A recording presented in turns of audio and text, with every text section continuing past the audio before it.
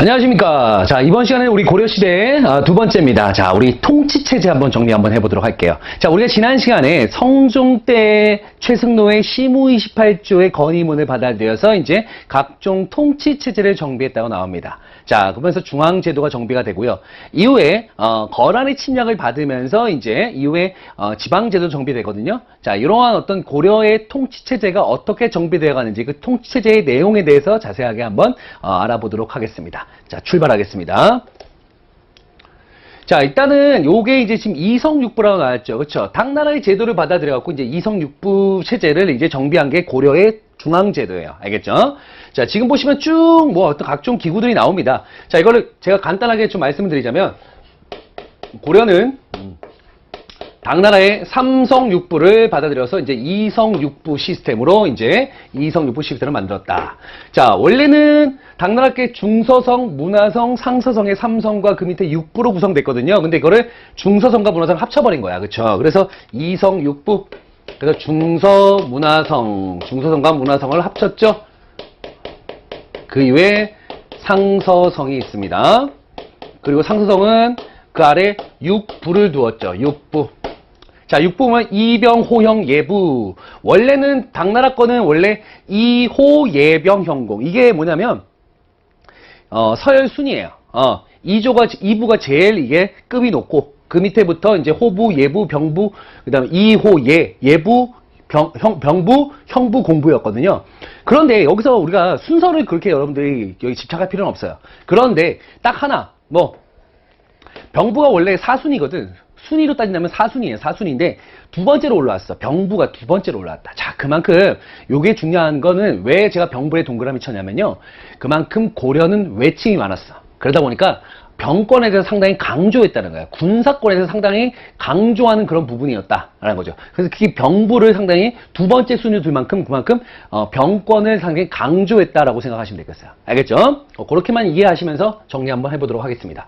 자, 이건 당나라 거를 받아들여. 당나라 거를 이제 약간의 독자적 운영 방식으로 어쨌든 모방한 겁니다. 자, 여기에는 뭐 있다? 2품 이상의 제신이라는 등급이 있고요. 여기는 낭사라에서 3품 이하가 있습니다. 자, 요거는 2품 이상, 요거는 3품 이하의 관리들을 그렇게 부른답니다. 우리가 지금 쉽게 하자면 제신은 지금 임원급이고요.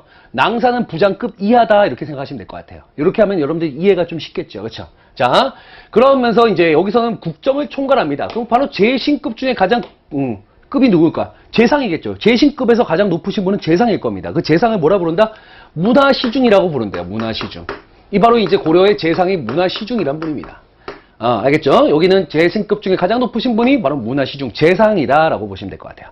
자, 여기서 이제 국정을 총괄하겠고요. 그쵸? 국정을 총괄했고, 이곳에서 뭐 한다? 집행을 하는 겁니다. 집행을 하면서 이제 각 부에다가 이부, 병부, 호부, 예부, 병부, 형부, 공부 이런 데다가, 집행을 명하는 거죠. 이런 방식으로 이제 운영했다고 보시면 될 것 같아요. 알겠죠? 그럼 요거는 집행이다라고 할 수 있고, 집행. 이건 국정총괄인데, 그 중에 그럼 낭사가 있어요. 낭사는 뭐라고 하냐면, 이들은요, 간관이라고 부릅니다. 간관. 간쟁하는 관리다라고 해서 간관이라고 합니다. 그러니까 왕의 잘못을 논한다던가, 왕이 잘못된 말에 대해서, 잘못된 정책에 대해서 반박한다던가, 이러한 간쟁하는 관리들, 왕에게 잔소리하는 관리들을 간관이라고 합니다. 주로 이들은 이제 주로 간쟁이 이제 주로 업무로 하는 거죠. 간쟁. 또는 봉박을 주로 업무로 한다. 봉에서 반박한다. 왕의 잘못된 것을 반박하는 이런 어떤 행위를 이런 어떤 활동을 했던 게 바로 이 낭사라는 애들이에요. 알겠죠? 자, 이런 식으로 이성육부 시스템이고, 자, 그런데 제가 아까 고려란 나라가 병권을 강조했다잖아요. 병권. 그 여기에 병권을 담당하는 병부가 있는데 이거 갖고 좀 부족한 것 같아. 그래서 송나라 거를 하나 받아들입니다. 송나라 거. 송나라의 제도를 하나 기관 하나 받아들여 갖고 이제 만들었던 게 중추원이에요. 이건 송의 것을 이제 받아들입니다. 자, 중추원 역시 두 개로 나눕니다. 2품 이상의 추밀과 그 다음 3품 이하의 승선으로 나눠져요. 3품 이하의 승선으로 나눠진다. 자, 근데 각각의 추밀과 승선은 기능이 있습니다. 추밀 같은 경우는 뭐 한다? 군사기밀이에요. 주로 이제 이들은 군사기밀. 그쵸? 아까 제가 말씀드렸죠. 여기 병부가 있음에도 불구하고 군사를 하나 더 두는 거예요. 중요하니까. 알겠죠? 승선은 그 뭐냐면 누구 태우는 거죠. 누구를? 왕을 태우는 겁니다. 말 그대로 왕의 무슨 기관? 비서기관입니다. 왕의 비서기관. 그의 주요 업무는 왕명 출납이 되겠죠. 왕명을 출납한다. 이 바로 이 비서 기능의 하나의 기능이죠. 왕의 명을 보내고 들여보낸다. 비서 기능들입니다. 알겠죠? 승선은 비서 기능이다. 나중에 이게 조선시대가 되면 이들이 뭐가 될까? 승정원이 되는 거야. 조선시대 가면 승정원으로 이제 독립하게 됩니다. 요거 같은 나중에 사관원으로 독립하게 돼요. 조선시대 가면. 알겠죠? 나중에 요거에 대해서 언급을 해드릴 거예요. 조선시대 어떻게 변해가는지, 그걸 왜 변해가는지 그 내용들도 제가 언급을 해드리도록 하겠습니다. 자, 이렇게 중추원이 있고, 그 다음에 또 뭐 있다? 어사대, 관리들 감찰할 필요가 있거든. 관리들 감찰. 관리 감찰을 위해서 어사대, 관리 감찰과 풍속 교정이죠. 관리들 감찰하는 거. 지금 보시면 뭐 검찰, 감사원 요 정도에 해당한다 라고 생각하시면 되겠고요. 3사가 있으면 3사입니다. 이 고려의 3사예요. 고려의 3사. 고려의 3사는 곡식과 회계의 출납, 곡식과 그 다음에 화폐에 대한 출납을 담당합니다. 자, 여기 분명히 재정 담당 기구가 있습니다. 호부가 있어요. 재정 담당 6부 중에서 이 호부란 곳이 재정 담당 기구인데, 여기하고는 다른 업무입니다. 여기도 재정 기구예요. 재정 기구. 그 두 개가 둘 다 재정 기구입니다. 근데 호부하고 3사는 그 기능이 어떻게 됩니까? 한다면, 호부 같은 경우는 보통 재정을, 그죠? 조세를 거두기 위한 기준을 마련해요. 보통 뭐냐면, 토지 같은 거 조사합니다. 그래서 토지 장부였던 양안 작성하고, 그 다음에 인구 장부라고 할 수 있는 호적을 작성합니다. 양안과 호적을 통해서 세금을 거둬들이는 게 호부의 어떤, 임무라고 한다면, 이 3사는 그렇게 거둬들인 세금으로 어떻게 회계를 할 걸까? 어떻게 쓸 것인가? 요거에 대한 회계 업무를 맡은 거예요. 회계 업무. 요 회계 업무를 맡은 게 3사. 곡식의 출납과 그 다음에 화폐, 곡식 및 화폐의 출납을 담당하는 회계 업무. 이렇게 보시면 돼요. 여기서 거둬들인 것을 어떻게 쓸 것인가를 논의하는 게 3사예요. 자, 이런 식으로 중앙 시스템이 이렇게 정비가 됩니다. 일단 당나라 거를 기본적으로 하되, 자, 이거 보시면 이게 당나라 거고요. 요게 송나라 거고요. 요게 당나라 거고요. 요게 송나라 겁니다.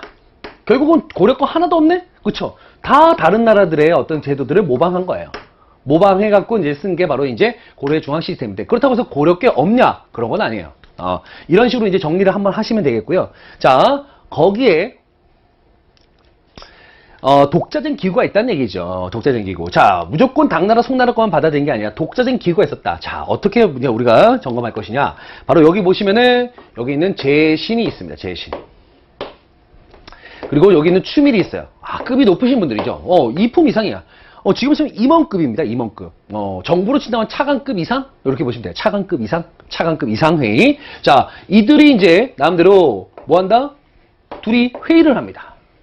회의를 하는데, 자, 어떤 회의가 주를 이뤘냐 이거죠. 자, 봐요. 여기 6부 중에서 병부가 군사 업무인데, 요거를 전체들을 관장하는 사람이 누굴까요? 여기 있는 재상이 이걸 관장하겠죠. 그렇죠? 하지만 여기 있는 병부가 부족하니까 여기서 있는 군사를 또 한번 논의한다고 했었죠.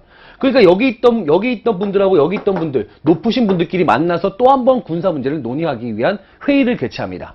자, 그 회의가 뭐냐? 바로 도병마사라는 거예요. 병마사를 관장한다고 해서 도병마사라고 불리는 이런 기구를 두는 겁니다. 이분들이 만난 거죠. 이분들이. 그치, 이분들. 고위급 회담이에요. 고위급 회담. 고위직들끼리, 야, 군사 문제가 중요한데, 우리 군사 문제 한 번 더 논의할까? 하면서 논의한 거예요. 이게 바로 무슨 회의냐? 제신과 추밀이 모였다. 사실상 제일 높으신 분들끼리 모인 거예요. 그래서 우리가 이걸 제추회의라는 표현을 씁니다. 제추회의. 딱 보면 어때요? 진짜 제일 높으신 분들이 만난 거잖아. 그러니까 사실상 귀족회의라고도 보도 무방하다. 사실상 귀족회의의 특성이죠. 제일 높으신 분들끼리. 높으신 분들 중에 높으신 분들이 지금 회의를 한 거니까요.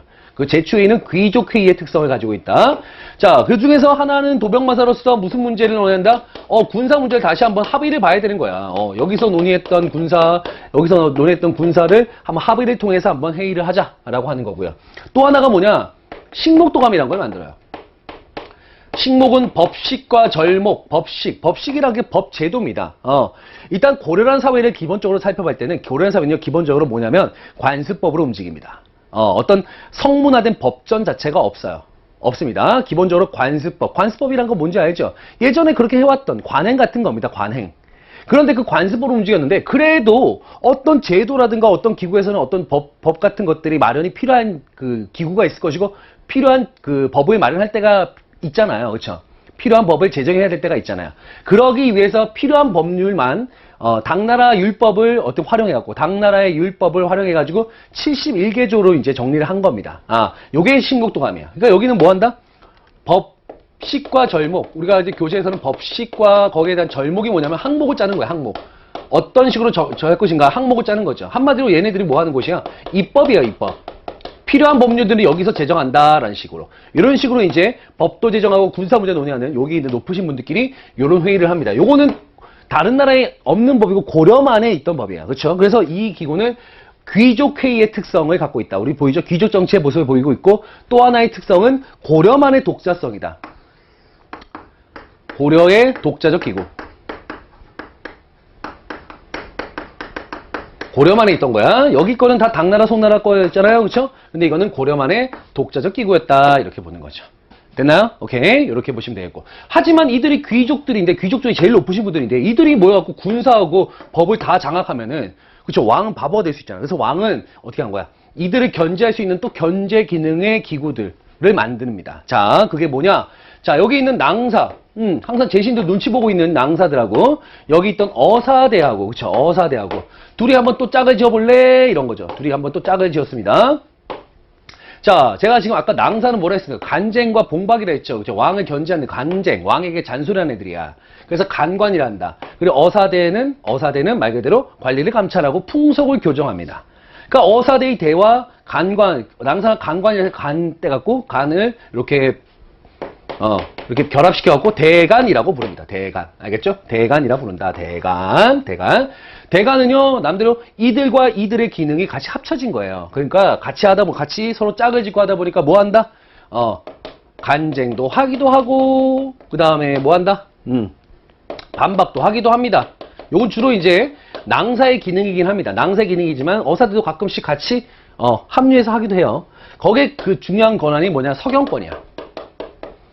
자, 앞에 있는 우리 서경 첨도할 때 그거하고 달라요. 서경, 앞에 우리 태조 왕건 때 서경은 평양이란 동네를 서경이라 부른 거고, 이거는 서경권은 뭐냐면요. 요건 동의권이라고 보시면 돼요. 동의권. 뭐뭐에 대한 동의권. 여러분들 우리가 어디에다가 사인한다는 표현을 쓰잖아. 사인. 그쵸? 사인. 사인한다는 얘기는 그 문서의 내용에 대해서 우리가 동의한다는 뜻입니다. 동의한다. 그 말 그대로 이거를 한자로 하면 서경이에요. 서경. 그러니까 뭐뭐에 대한 서경권을 행사하는 거, 서경권.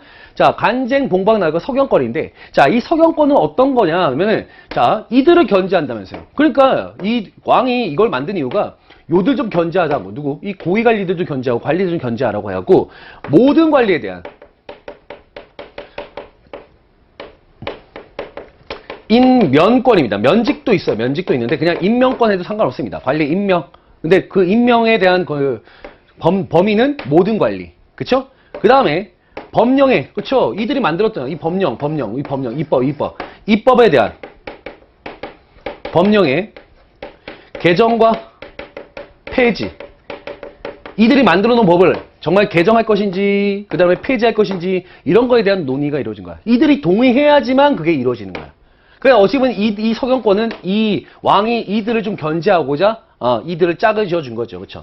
특히 이 서경권 잘 기억하시면 되겠습니다. 서경권. 나중에 고려시대, 조선시대 가잖아요. 요 낭사가 사간원이고 사헌부가 됩니다. 얘네들은. 사간원, 사헌부가 나중에 대간이 돼요. 이건 조선시대 가서 아마 제가 다시 한번 정리해 드리도록 하겠습니다. 특히 서경권, 동의권이었다. 요 체크를 좀 해두시면 좋겠습니다.